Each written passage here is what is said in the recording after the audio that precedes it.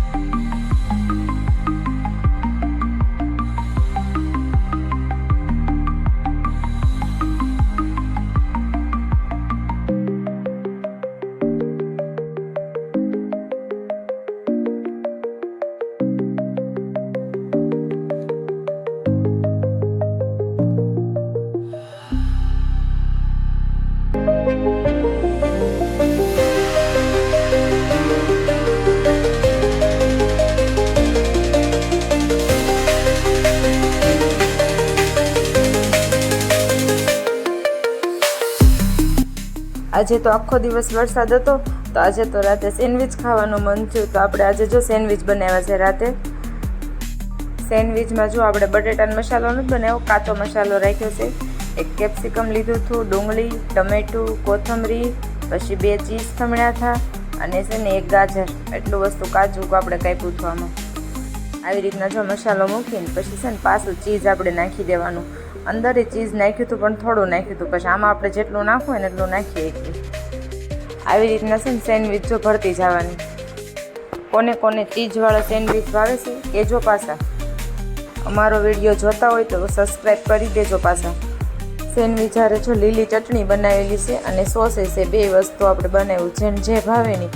આમાં છે ને એક બાજુ સેન્ડવિચમાં લીલી ચટણી તે મૂકવાની, આપણે પાથરવાની લીલી ચટણી રહીને મરચાં અને કોથમરીની છે, બહુ તીખી નહીં, મીડિયમ રાખવાની, જેને જેવું ભાવે એવી કરવાની। અને એક બાજુ જો સોસ મોલો કરવાનો।